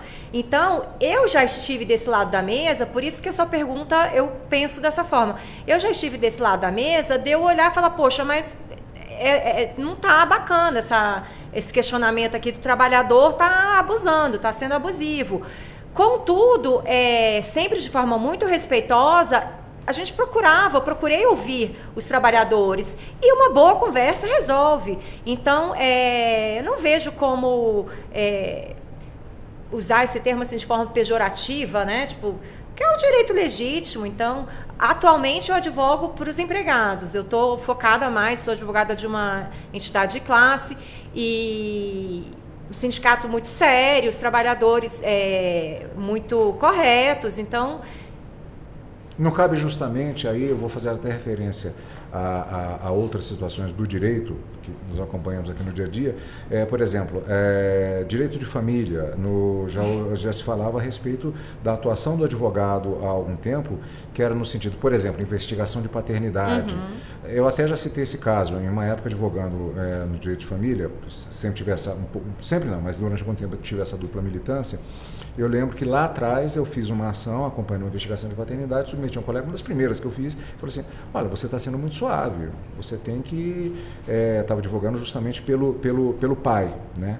E eu lembro que um colega falou assim, olha, você está sendo muito suave, você tem que alegar N coisas em relação para comprometer a credibilidade da própria pessoa do outro lado. E, francamente, aquilo na época me deixou chocado. Levantei esse exemplo numa entrevista sobre direito de família, eu lembro que eles falaram assim, olha, hoje em dia você não pode fazer isso. Né?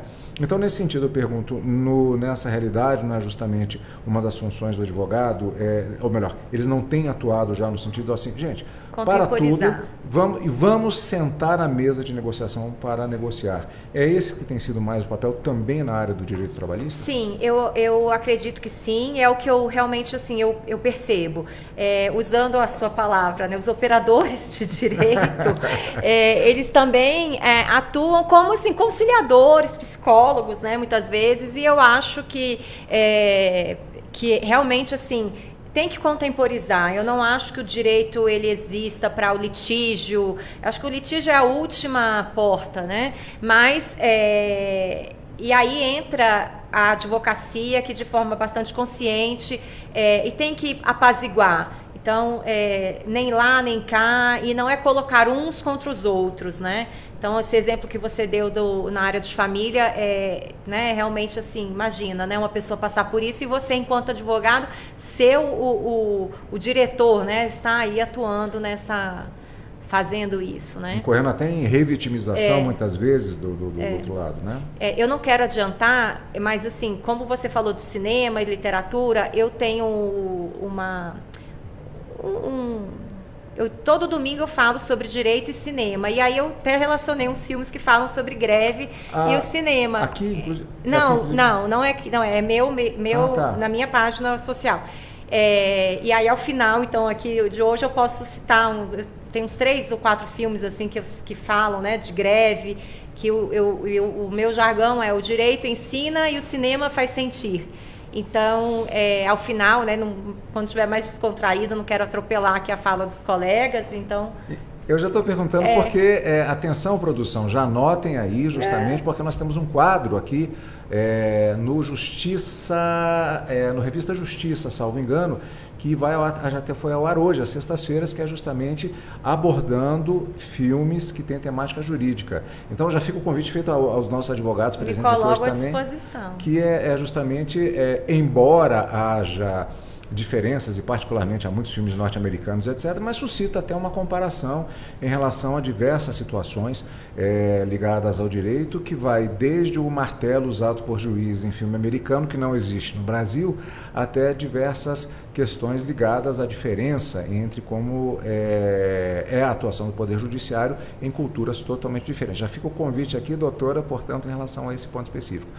Voltando especificamente em relação a essa questão que foi colocada sobre essa imagem coletiva a respeito da greve, alguma observação, Dr. Robson, Dr. Emerson, em relação a essa questão específica? Só especificamente em relação à greve por servidores, né, servidores estatutários, a gente tem que lembrar que é sempre uma greve que tem um impacto de massa. Então, se a gente pensa que se um Detran tem greve, uma Secretaria de Saúde, professores, essas categorias, é sempre impacto de massa. E sempre há essa sombra de que, às vezes, o gestor, né, o político de plantão, tenta, na retórica ali, na narrativa, jogar a população contra os grevistas, né, ficar essa imagem. Porque, por ser uma greve com impacto de massa, então, greve do metrô, quando o metrô é público, é estatal, greve, inclusive, de bancos públicos. Então, como o impacto é muito significativo e de massa, então sempre há essa tendência de criar essa antipatia da população em relação aos servidores, né? E aí não se pode cair nessa narrativa rasa, né, de falar porque eles já ganham bem. Às vezes a discussão principal não é nem a questão remuneratória, é a questão de condições de trabalho, são as questões de quadro, de reposição de quadro de pessoal que acaba sobrecarregando os servidores, questões de insalubridade, várias outras. Então, às vezes, algumas categorias de anos por essa postura de gestores, né, tem esse estigma. Então, quando os professores vão fazer greve, ou o pessoal da saúde fazer greve, já tem esse estigma arraigado na população que de antemão já vê com maus olhos, sem procurar se aprofundar quais são as reivindicações, que realmente, às vezes são reivindicações que vão trazer um benefício para a população. Então, a gente já teve greve de saúde que reivindicava a manutenção de equipamentos que não estavam lá disponíveis, né? E aí trazer um benefício muito mais direto para a população do que para os próprios servidores, né, que estavam ali exigindo essa melhoria nas condições de trabalho e na prestação de serviço. Doutora, só esse registro. Perdão, pode concluir. Esse registro sobre esse, às vezes, estigma em relação à greve dos servidores por parte da população, que acaba embarcando em algumas dessas narrativas históricas, né, de que eles só estão querendo ganhar mais e mais e que estão reclamando assim à toa, né? Pois é, doutor Robson, aliás, a doutora Silvia fez a referência, o ideal é que não houvesse na necessidade de greve, né? Mas assim, nesse sentido, há uma postura doutrinariamente antagônica entre o gestor e os servidores em relação a quando toda vez que se discute greve, porque na fala do doutor Emerson, por exemplo, na verdade nós estaríamos, em tese, falando a respeito de, se a melhoria de condições de trabalho seria uma melhoria de atendimento à população, mas parece que não é muito isso que acontece. Por que é assim, doutor? Olha, já vou insistindo nessa dificuldade conceitual de entender quem é administração, quem é servidor, quem é pessoa, quem é trabalhador. Então, essa dificuldade de definição de interesses, né, interesses antagônicos no próprio serviço público, afinal de contas, enfim, muito raramente eu tenho uma modificação de plano de carreira que não afete a todos os integrantes de um órgão. Então, é uma coisa muito mais entre servidores de carreira e os gestores políticos, né, da coisa. São esses que transitam ali pelos secretários, enfim, essas indicações que são, não político no mau sentido, né, político por determinação constitucional. Então, essa dificuldade, essa dualidade, ela decorre desse problema conceitual. E, voltando aqui uma questão que ficou em aberto, que é assim, ainda em relação a essa divisão de interesses, né? A administração pública em si, o direito administrativo, o brasileiro, o doutor que é especialista em direito administrativo, né? Essa ideia do servidor público, o regime jurídico administrativo específico voltado para o servidor público, ele é necessariamente formado de uma forma autoritária, por dizer, né? Autoritário, mas eu estou falando no sentido histórico. A organização da administração pública brasileira deve muito a Vargas, né? A era Vargas, antigo DASP, enfim, essa sistematização da legislação de pessoal vem dessa era e vem de uma importante situação temporal do Brasil, e isso se forma. Então, a própria forma de se comunicar com o servidor, essa relação do servidor com a administração pública, ela é em si já um processo administrativo em que eu sempre tenho uma última palavra do superior hierárquico. Daí a dificuldade, de novo, em eu conciliar interesses quando necessariamente eu tenho uma decisão ao final, quando nesse processo de liberdade sindical se deveria vir por composição, né? É negociar, e aí negociar pressupõe uma certa igualdade das coisas. É difícil, justamente por conta dessa herança da formação do direito administrativo brasileiro autoritário, e aqui eu falo só no sentido histórico, tá? Não ideológico.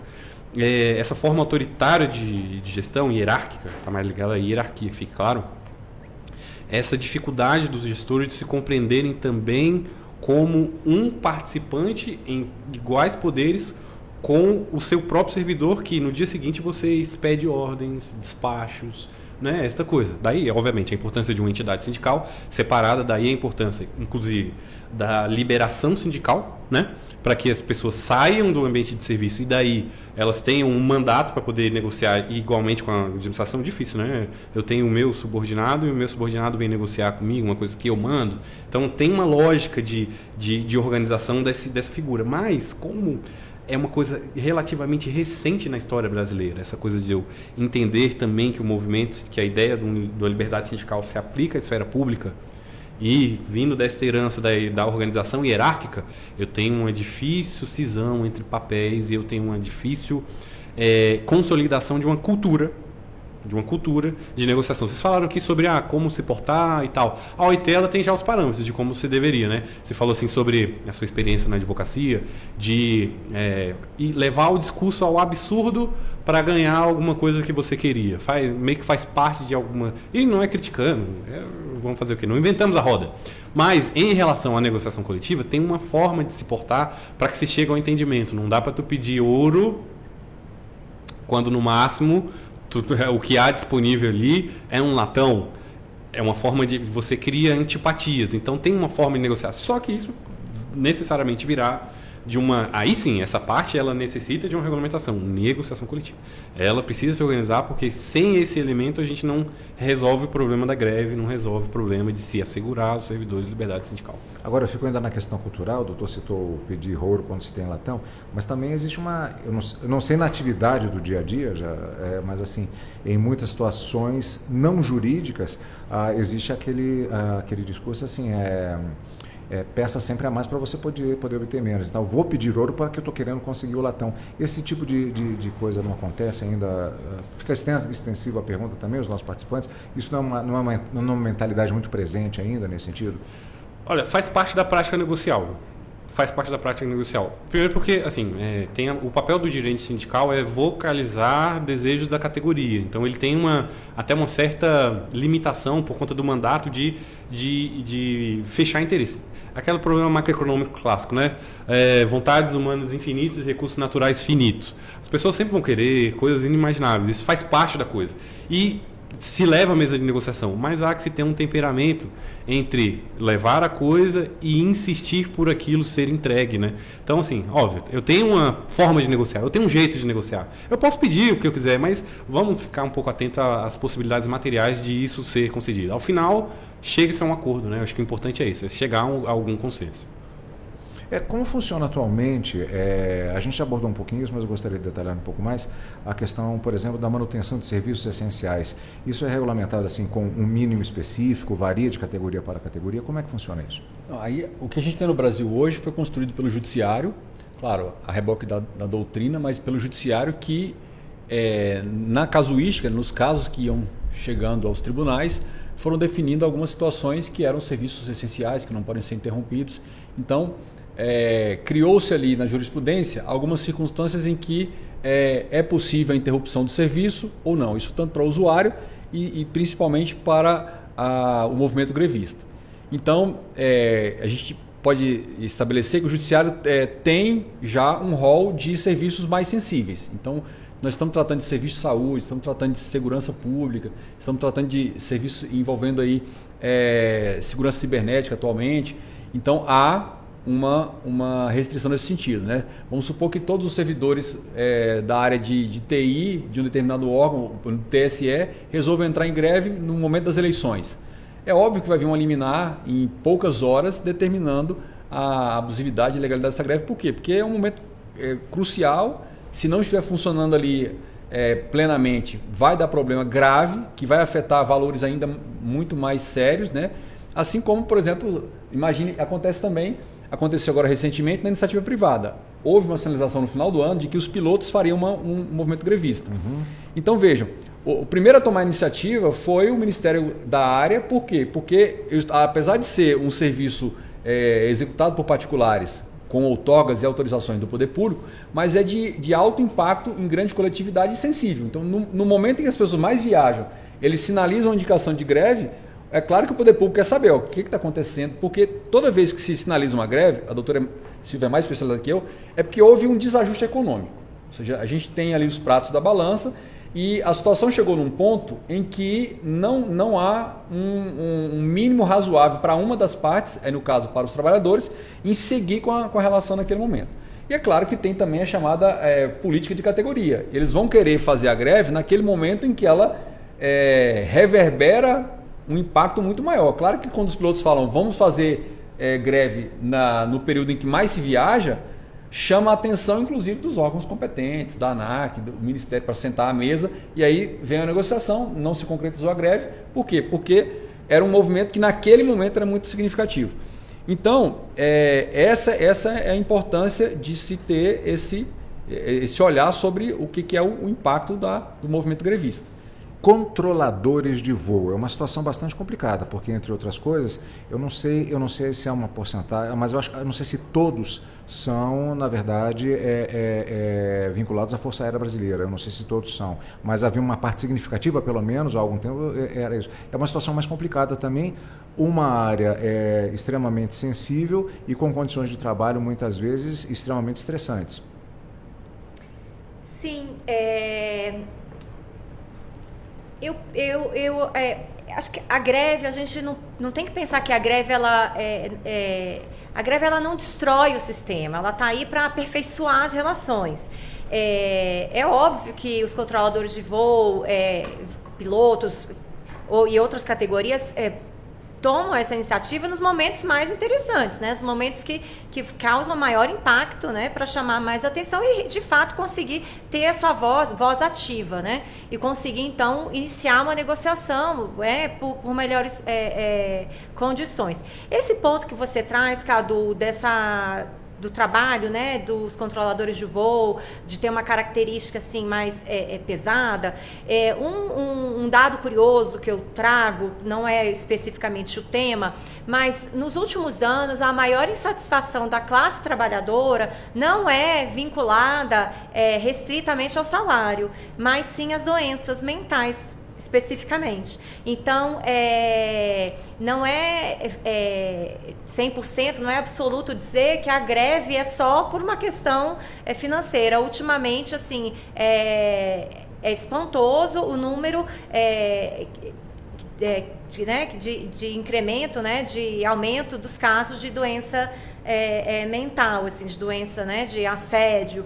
Então, no caso dos controladores, é uma profissão muito, demanda assim, atenção máxima, uma responsabilidade, né, enorme. Então, assim, realmente ele tem, aí é o direito legítimo dele fazer a greve, né? Então, assim, eu faço esse ponto para ver, é tão importante a saúde dele quanto o direito da pessoa de ir e vir, de viajar, de deixar funcionando, né? Então, é um tema bastante sensível, assim. A pandemia, ela, aproveitando um pouco esse gancho, inclusive, porque isso foi abordado recentemente aqui, a gente talvez saia um pouquinho especificamente da questão da greve, mas é fundamentalmente ligada à questão trabalhista. Certo. A pandemia, ela foi um marco também, particularmente em relação a essa questão das doenças mentais, não apenas pelo impacto da doença, mas também as pessoas ficaram em casa, começou o home, isso com certeza gerou um impacto também. Com certeza. Esse é um tema que eu estudo muito, até no mestrado eu tenho, né, estudado indo para essa área, a questão o ser humano, assim, a população, regra geral, assim, né, estamos doentes, né? Então, a pandemia contribuiu muito, muito, mas infelizmente não temos uma cultura ainda para lidar com isso, sabe? Para falar sobre doenças, sobre condições no trabalho. Então, as iniciativas são muito válidas, né? Que criou-se, né? Tem que ter comissão de assédio, tem que ter essa contra o assédio, mas ainda assim é um tema muito espinhoso, é um tema que não se consegue, assim, não falar sobre isso. E é muito preocupante, porque é um número enorme de trabalhadores, seres humanos que não são só trabalhadores, tem família, filho, pai, então estão doentes, né? E cadê o empregador? Então tem que ter esse olhar. Eu lembro, só para lembrar, você que chegou agora, são 16 horas e 43 minutos, você está ligado aqui na Rádio Justiça, estamos no nosso debate de todas as tardes, do Justiça na Tarde, falando a respeito do direito de greve. E só para você que está chegando agora, a base do nosso debate de hoje é o mandado de injunção 670 e também até o Dr. Robson, que citou aqui, outras ações também que tramitaram aqui no Supremo Tribunal Federal, tratando muitas vezes dessa questão também, e especificamente sobre direito de greve dos servidores. E aproveitando a oportunidade para falar de outras questões relacionadas não apenas ao direito de greve, também dos trabalhadores da CLT, mas também em relação a outros aspectos relacionados ao direito do trabalho. O doutor Emerson falou justamente a respeito da questão de que a Constituição Federal, por si só, ela não gera uma plena aplicação de algum direito nesse sentido. Durante todo esse período, de 2007 para cá, e dessa determinação do Supremo Tribunal Federal, e da não aplicação efetiva, na verdade, do entendimento do mandado de injunção, poderíamos fazer uma avaliação, estendo a pergunta para todos os nossos 3 entrevistados, apesar que ficou claro de que há lacunas ainda a serem preenchidas, mas podemos fazer uma avaliação a respeito dessas adaptações que o próprio sistema foi fazendo em relação ao direito de greve, não apenas em relação aos servidores, mas em relação também à CLT. Houve uma movimentação, uma modificação significativa nos entendimentos de lá para cá? Vou começar com o Dr. Robson agora. Tá, significativa de 2007 para cá foi, acho que sim, a questão que ficou faltante mesmo, que é a mais gritante para o servidor, e o trabalhador, isso já era organizado em relação ao salário, já é a maior importância, é o meio de subsistência. Isso ficou ajustado, então, depois, durante muito tempo, a gente tinha decisão favorável por manter, decisão por não manter. Então, o Supremo pacificou a questão em relação aos salários. É evidente, na iniciativa privada tem uma outra possibilidade em relação ao trabalho, até porque os dissídios de greve eles são muito urgentes, são muito rápidos lá, e você organiza como é que fica a manutenção dos salários. Dos servidores foi uma coisa mais tardia, e hoje a gente está nesse estado de coisas em que a regra é cortar o salário. Outro ponto importante em relação à atualização, em relação ao serviço público, é a situação das categorias mais críticas. E aí, como a gente falou da segurança, que foi um dos mandados de instrução, né, um dos 670, né, sindicatos policiais, logo, acho que no ano de 2016, o Supremo Tribunal Federal voltou a olhar a situação dos sindicatos, especificamente dos policiais civis, porque pela Constituição, militar não pode fazer greve, já é expressamente proibido. E aí o Supremo, por uma analogia, aplicou a regra dos militares para proibir entidades de servidores policiais de fazer greve. Então, esses, embora lá no 670 tenha sido a categoria, né, que impetrou a injunção, hoje a situação se modificou de uma forma que o pessoal da segurança pública não pode fazer greve, e aí policiais civis, né, por analogia, mas especificamente para essa categoria o Supremo Tribunal Federal falou que eles podem fazer negociação coletiva. Então, de relevante nesse meio tempo é situação do salário e especificamente o pessoal da segurança pública. Fora isso, tem essa questão que ainda ficou em aberto, como o doutor Emerson colocou, que é a casuística da manutenção dos serviços essenciais, que aí é caso a caso. A gente tem caso de que sim, eu pego um plano de carreira, eu coloco certos cargos 100% obrigação de manter em serviço, outros 80%, outros eu baixo, então é uma coisa muito casuística. Então, é uma coisa que ainda a jurisprudência vem patinando em relação a isso, de acordo com cada caso. Só para esclarecimento, falamos aqui especificamente de segurança pública dos policiais civis. No caso, policiais militares e bombeiros militares, eles ficam na mesma relação? Já não podia porque são militares, né? Exato. Então, esses aí já não podiam. E só que, como eu disse, embora não possam, temos notícias de movimentos. Porque, veja, greve não necessariamente é parar o serviço. Eu tenho várias outras modalidades de eu fazer uma greve, né? Então, não preciso parar necessariamente. Eu posso atrasar uma coisa. Eu posso ser...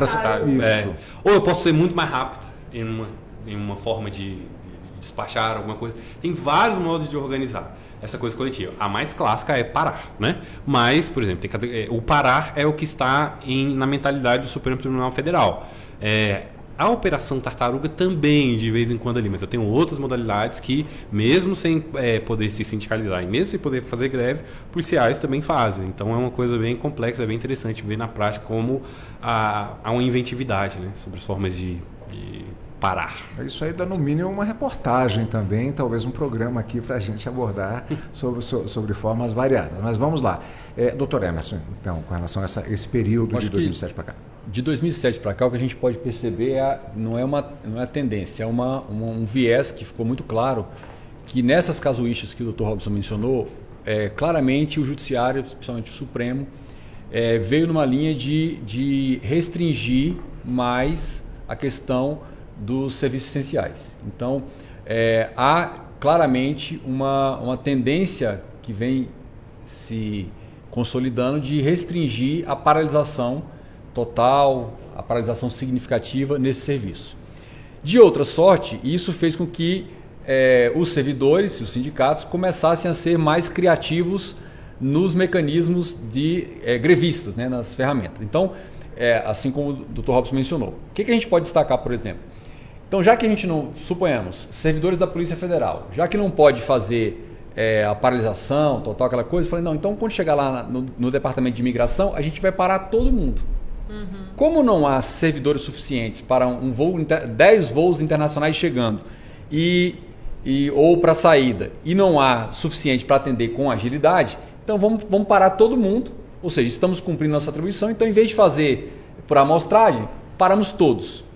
É uma ação grevista e diz, estamos em greve. Então, assim, estamos cumprindo a lei, cumprindo com extremo rigor e não eficiência, mas com extrema abrangência. Aliás, nesse caso eu já ouvi muita expressão, em vez de Operação Tartaruga, Operação Padrão. Padrão, que é... Para todo mundo. Que é essa. Já aconteceu com a Polícia Rodoviária Federal. Então, isso tudo, nesses anos todos, por conta de o Supremo já vir sinalizando essa limitação cada vez mais crescente, ou seja, pouquinho a pouquinho foi limitando. O Dr. Robson mencionou, limitar a 20% não é paralisação. Claro que prejudica, mas não dá um impacto e aí a coisa se arrasta, corta os pontos e aí acaba enfraquecendo o movimento. Então eu destacaria essa tendência.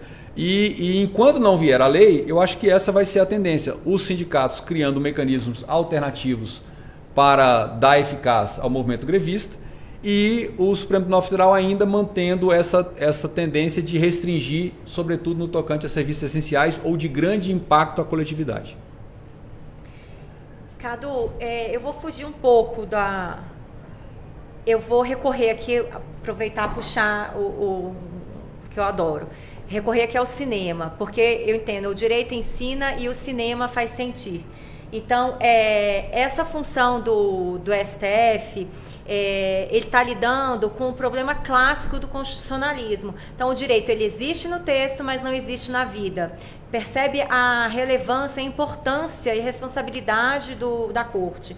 Então, essa situação ela é tratada assim, de uma forma quase brutal num filme, Germinal, do francês Émile Zola. Então, onde ali não tinha lei, não havia institucionalização, não tinha canal jurídico de expressão. Então, o que aconteceu foi uma tragédia. Então, foi história real. Então, os trabalhadores nas minas de carvão, então eles não encontravam canal jurídico para conversa, não tinha lei e acabou que transformou-se numa tragédia. E eles queriam condições melhores de trabalho, alimentação. Então, isso mostra a importância de ter a legislação, da atuação do Supremo nessa preocupação de questionar aí o Congresso para legislar de uma vez. Comparação interessante porque, inclusive, fomos até mais longe, inclusive, na referência, porque eu faço uma referência a algo que, dando aula especificamente, a uma abordagem relativa à própria questão, sai um pouquinho disso, mas a referência constitucional do direito à vida. Ah, professor, mas para que a necessidade de você colocar algo nesse sentido assim? Porque antigamente sequer direito à vida, dependendo da situação, você tinha. Então a positivação, a colocação de determinados pontos, determinados direitos de maneira clara dentro da própria legislação já é a garantia de tentativa de manutenção e evolução dos direitos. Então fomos lá atrás exatamente numa situação característica do período da Revolução Industrial para a comparação que nós temos hoje ainda com relação a isso. É o que fala, né? A greve não destrói, aperfeiçoa. Tem que ter essa visão. Isso voltamos um pouquinho àquela pergunta anterior, não é aquela imagem assim de que a greve assim, é um ato de rebeldia e assim, na verdade é uma ferramenta específica a ser utilizada no processo de negociação. Com alguns problemas, né, Dr. Robson? Tem um texto bem bacana do Walter Benjamin, acho que é Crítica da Violência, assim. Óbvio, esses alemães dessa época dele, enfim, Weber estão preocupados com a recente unificação alemã, essa coisa de legitimação do exercício do poder, né? Já que, enfim, a unificação é recente ali para eles. E aí, nesse texto ele recorda, ele está falando sobre legitimação do uso do poder, da violência, e aí ele vai lembrar que a greve é um poder que ele pode ser exercido de uma forma, como a doutora falou, para corrigir o sistema, mas a greve ela pode ser exercida também de uma forma como um poder divino, que eles chamam lá. A greve, considerando então, principalmente aquela época, o Estado capitalista que se tinha, era a única ferramenta, o único instrumento capaz de desconstituir tudo aquilo que era constituído, né?